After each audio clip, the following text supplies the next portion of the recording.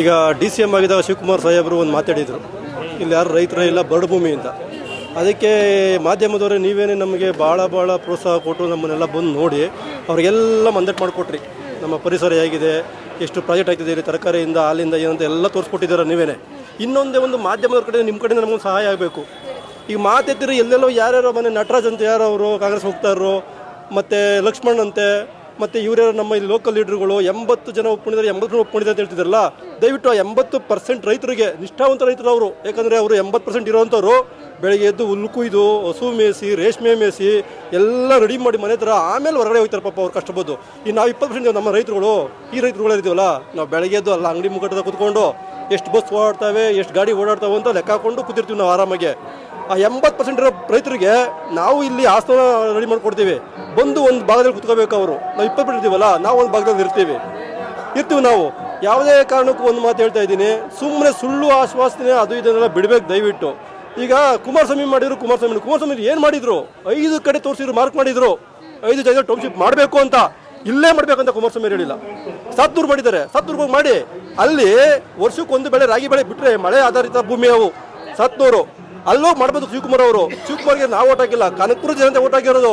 ಅವ್ರನ್ನ ಇಂಪ್ರೂವ್ ಮಾಡಿ, ಮೊದಲು ನಮ್ಮನ್ನೇ ಇಂಪ್ರೂವ್ ಮಾಡೋದು ನೀವು. ಶಿವಕುಮಾರ್ ಸಾಹೇಬ್ರೆ, ಕನಕಪುರದಲ್ಲಿ ಒಂದು ದಿನಕ್ಕೆ 3000ದಿಂದ 4000 ಜನ ಕೆಲಸಕ್ಕೆ ಹೋಗಿದ್ದಾರೆ ಬೆಂಗಳೂರಿಗೆ. ಅವ್ರಿಗೆ ಉದ್ಯೋಗ ಕೊಡಿ. ಮೊದಲು ಸಾತ್ನೂರ್ಗೆ ಹೋಗಿ ಟೌನ್ಶಿಪ್ ಮಾಡಿ, ನಾವು ಆರಾಮಾಗಿದ್ದೀವಿ, ಸಮೃದ್ಧಿಯಾಗಿದ್ದೀವಿ, ನಾವು ಯಾವತ್ತೋ ಡೆವಲಪ್ ಆಗಿದ್ದೀವಿ. 2 ಇಂಡಸ್ಟ್ರಿ ಆದ್ಮೇಲೆ ಡೆವಲಪ್ ಆಗಿದ್ದೀವಿ. ನಮ್ಮನ್ನು ಡೆವಲಪ್ ಮಾಡಕ್ಕೆ ಬರಬೇಡಿ ನೀವು ದಯವಿಟ್ಟು. ಸಾಹೇಬ್ರೆ, ನಮ್ಮ ಜನಾಂಗದವ್ರು ಹೇಳ್ತೀವಿ, ನಿಮ್ಮ ಅಧಿಕಾರ ಉಳಿಬೇಕು ಅಂದರೆ ಇದನ್ನು ಕೈ ಬಿಡಬೇಕು. ನೀವು ಮುಂದುವರಿಬೇಕು ಅಂತ ಆಸೆ ಇದ್ರೆ ಕೈ ಬಿಡಿ, ಇಲ್ಲ ಅಂದರೆ ನಿಮ್ಮ ಅಧಿಕಾರ ಕಳ್ಕೊತೀರಾ ದಯವಿಟ್ಟು ಸ್ವಾಮಿಗಳು ಅಂತ ಹೇಳ್ತೀನಿ ನನಗೆ. ಇದು ಕೈ ಹಾಕಿರೋದಿಲ್ಲ, ಗ್ಯಾರಂಟಿ ಇಲ್ಲ. ಇದು ಕೈ ಬಿಟ್ಟರೆ ಹೇಳೋಕ್ಕಾಗೋದಿಲ್ಲ. ಇದು ಕೈ ಬಿಟ್ಟರೆ ಕರ್ನಾಟಕ ಜನತೆ ನೋಡ್ತಿದ್ದಾರೆ. ಕೈ ಬಿಟ್ಟಿದ್ರೆ ಅಂದರೆ 2028 ಅಲ್ಲ, 2028 ಒಳಗಡೆ ಪತನ ಆಗುತ್ತೆ. ರೈತರು ಸುಮ್ಮನಿಲ್ಲ.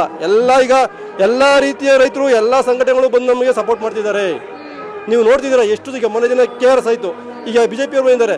ಈಗ ನಾಡಿದ್ದು ಮತ್ತೆ ಕನ್ನಡ ಚಳವಳಿ ಎಲ್ಲ ಬರ್ತಿದ್ದಾರೆ. ಎಲ್ಲರೂ ಜಾಗೃತರಾಗಿದ್ದಾರೆ, ಎಲ್ಲರೂ ಮಾಧ್ಯಮ ಮೂಲಕ ತಿಳ್ಕೊಂಡಿದ್ದಾರೆ, ಎಲ್ಲರೂ ನಮಗೆ ಬೆಂಬಲ ಕೊಡ್ತಿದ್ದಾರೆ. ಇಲ್ಲಿ ಕೆಲವು ಲೋಕಲ್ ಲೀಡರ್ಗಳು ಹೇಳ್ತಾ ಇದ್ದೀನಿ, ನಿಮ್ಮ ದುರಾಲೋಚನೆಗೆ, ನಿಮ್ಮ ದುರಾಸೆಗೆ, ನಿಮ್ಮ ಒಂದು ಅಧಿಕಾರದ ದಾಹಕ್ಕೆ ನೀವು ಆ ಕುಮಾರಸ್ವಾಮಿ ಕಡೆ ಇದ್ದಾಗ DK ಅವ್ರನ್ನ ಬೈತೀರಾ, DK ಅವ್ರ ಕಡೆ ಬಂದಾಗ ಕುಮಾರಸ್ವಾಮಿಯವ್ರನ್ನ ಬೈತೀರಾ. ಆ ಚೆಂಗ್ಲು ಬುದ್ಧಿ ಬಿಡಿ. ಮೊದಲು ಒಂದು ಘನತೆ ಬೇಕು ಅಂತ ನಿಮ್ಗಿದ್ರೆ, ನೀವು ಎಲ್ಲಿದ್ದೀರೋ ಇವತ್ತಿನ ಮುಂದಕ್ಕಾದ್ರೂ ಬಾಲಣ್ಣನಿಗೆ DK ಸಾಹೇಬ್ರಿಗೆ ಬೆಲೆ ಕೊಟ್ಟು ನೀವು ಅಲ್ಲೇ ಇರಬೇಕು.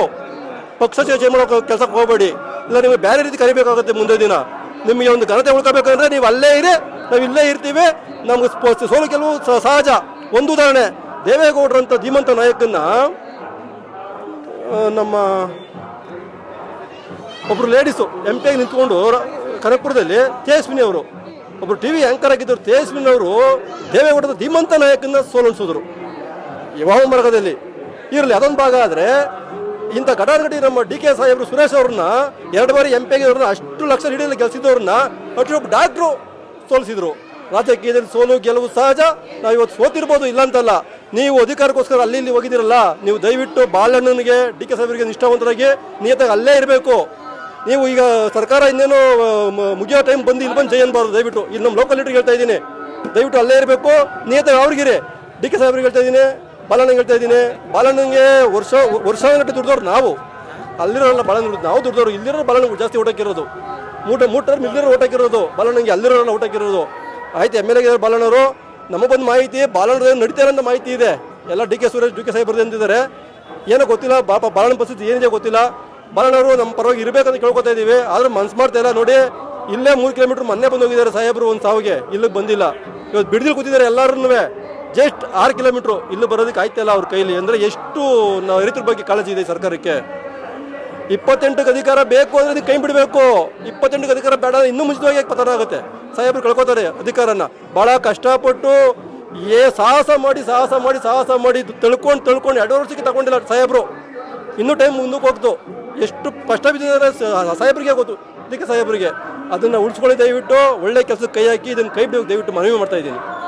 ಇಲ್ಲಾಂದರೆ ನಿಮ್ಮ ಸರ್ಕಾರ ಇರೋದು ನಮಗೆ ಯಾವುದೇ ಕಾರಣಕ್ಕೂ ಗ್ಯಾರಂಟಿ ಇಲ್ಲ, ನೀವು ಉಳಿಯೋದು ಇಲ್ಲ. ನೀವೆಷ್ಟು ಹೋರಾಟ ಮಾಡಿದ್ರು DK ಶಿವಕುಮಾರ್ ಅವರು ಕ್ಯಾರೆ ಬುಲಾರೆ ಅಂತಿಲ್ಲ. ಯಾರು ಹೇಳ್ತಾರೆ ಒಂದು ಮಾಧ್ಯಮದ ಹತ್ರ ಮುಂದ್ಗಡೆ ಒಂದು ಪ್ರೆಸ್ ಮೀಟಲ್ಲಿ ಹೇಳ್ತಾರೆ, ರೈತ ಏನು ಮಾಡೋಕ್ಕಾಗುತ್ತೆ, ಹಬ್ಬ ಅಂದ್ರೆ ಒಂದು ಮೊಟ್ಟೆ ಹೊಡ್ಬೋದು, ಒಂದು ಟೊಮೆಟೊ ಹೊಡ್ಬೋದು ಅಷ್ಟೇ, ತಲೆ ಒಂದು ಹೊಡೆ ಸುಮ್ಮನಾಗ್ತಾರೆ ಅಷ್ಟೇ. ಹಬ್ಬ ಅಂದ್ರೆ ಹೋರಾಟ ಮಾಡಿ ಸುಮ್ಮನಾಗ್ತಾರೆ ಅಂತ ಅವರೇ ಬಾಯಾರ ಹೇಳಿರೋದು. ಅದಕ್ಕೆ ಏನು ಹೇಳ್ತೀರಾ? ಮೇಡಮ್ ಅವರೇ, ರೈತರು ಏನು ಮಾಡೋಕ್ಕಾಗುತ್ತೆ ಅಂದರೆ ಇಲ್ಲೇ ವಿಟ್ಟೆಲ್ಲಿಂದ ಚನ್ನಪಟ್ಟಣ ಅಲ್ಲೇ ಒಂದು ಸಾರಿ ಗೋಲಿಬಾರ್ ಆಗುತ್ತೆ. ದೇವೇಗೌಡರು ಪಾದಯಾತ್ರೆ ಮಾಡ್ತಾರೆ.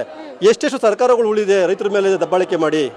ನಮ್ಮ ಉದಾಹರಣೆ ಇಲ್ಲೇ ನಮ್ಮ ಕುಮಾರಸ್ವಾಮಿ ಅವರನ್ನ ಅನುಮೋದನೆ ಫಸ್ಟ್ ಸ್ಟಾರ್ಟಿಂಗ್ ಹೆಸರು ಎತ್ತಿದ್ರು 5 ಕಡೆ ಟ್ರಾನ್ಸ್ಫರ್ ಮಾಡಬೇಕಂತ. ಕುಮಾರಸ್ವಾಮಿ 2 ಸಾರಿ ಮುಖ್ಯಮಂತ್ರಿ ಅಧಿಕಾರ ಕಳ್ಕೊಂಡ್ರು. ಯಡಿಯೂರಪ್ಪ ಅವರು ಒಂದು ಮನ್ಸು ಮಾಡಿ KFD ಮಾಡಿದ್ರು, ಅಧಿಕಾರ ಕಳ್ಕೊಂಡ್ರು. ಯಾರು ಶಾಶ್ವತ ರೈತರ ಮುಂದೆ? ಯಾಕಂದರೆ ರೈತರೇ ದೇಶದ ಬೆನ್ನೆಲುಬು, ಅದು ಸತ್ಯ. ಇವ್ರು ಹೇಳ್ಬೋದು ಬರೀ ಮಾತಿಗೆ, ನಾವು ಹೇಳ್ತಾ ಇದ್ದೀವಿ ರೈತರ ಬೆನ್ನೆಲುಬು ನಾವಿಲ್ಲ, ಅವ್ರೇನು ಶೂನ್ಯ. ಅವರು ರಾಜಕೀಯದವರೇ ಶೂನ್ಯ. ಅವರು ಯಾವುದೋ ಅವ್ರ ಬೆಳೆ ಬೇಯೋದಿಲ್ಲ. ರೈತರಿಲ್ಲ ಯಾವ ಪಕ್ಷನೂ ಮುಂದುವರಿಯಲ್ಲ, ರೈತರನ್ನೇ ಉಳಿಯೋದು ಕೊನೆಗೆ. ಇವರೆಲ್ಲ ಶಾಶ್ವತ ಇಲ್ಲ. ಇವರೆಲ್ಲ ಅಧಿಕಾರ ಇರುತ್ತೆ, ಹೋಗುತ್ತೆ. ಮುಂದಕ್ಕಾದರೂ ಒಳ್ಳೆ ಕೆಲಸ ಮಾಡಬೇಕು ಅಂತ ಕೇಳ್ಕೊತೀನಿ ಕಾಂಗ್ರೆಸ್ ಪಕ್ಷದವ್ರನ್ನ. ಇಲ್ಲಾಂದರೆ ಇನ್ನೂ ಉಗ್ರ ಹೋರಾಟ ಆಗುತ್ತೆ. ಈಗ ಎಲ್ಲರೂ ನಮಗೆ ಬೆಂಬಲ ಕೊಟ್ಟಿದ್ದಾರೆ. ದಯವಿಟ್ಟು ಹೇಳ್ತಾ ಇದ್ದೀನಿ, DK ಸಾಹೇಬ್ರೆ, ಇದನ್ನು ಕೈ ಬಿಟ್ಟು ಒಳ್ಳೆ ಘನತೆ ಉಳಿಸ್ಕೊಳ್ಳಿ. ಮುಂದಕ್ಕೆ ನಿಮಗೆ ಭವಿಷ್ಯ ಇದೆ. ಪ್ರಧಾನಮಂತ್ರಿಯಾಗಿ ನಮಗೇನು ಅಭ್ಯಂತರ ಇಲ್ಲ. ಪ್ರಧಾನಮಂತ್ರಿಯಾಗಿ ನಮ್ಗೆ ಖುಷಿ, ನಮ್ಮ ಜನಾಂಗದವ್ರು ಆಗಿದ್ರಂತ. ನೀವು ಒಳ್ಳೆ ಸ್ಥಾನಕ್ಕೆ ಹೋಗಿದ್ದೀರಾ, ಯೋಚನೆ ಮಾಡಿ. ನೀವು 3ನೇ ವ್ಯಕ್ತಿ ಮಾತುಗಳು ಇಲ್ಲಿಗಳ ದಳ್ಳಾಳಿಗಳು ಹೆಸರು ಕೇಳಕ್ಕೆ ಹೋಗಬೇಡಿ. ಅವ್ರಿಗೆ ಕೇಳ್ಕೊಂಡು ನೀವು ಪಾಪ ಘನತೆ ಕಳ್ಕೋಬೇಡಿ. ನೀವು ಮುಂದಿನ ಹೆಜ್ಜೆ ನಮಗೆ ಆದಷ್ಟು ಬೇಗ ಸಿಹಿ ಸುದ್ದಿ ಕೊಡಿ. ಕೈ ಬಿಡ್ತಾ ಇದೆ ಅಂತ ಒಂದೇ ಒಂದು ಮಾತು ಹೇಳಿ ನಿಮ್ಮನ್ನು ನಾವೇ ಇಲ್ಲಿ ಕರೆದು ಸನ್ಮಾನ ಮಾಡ್ತೀವಿ.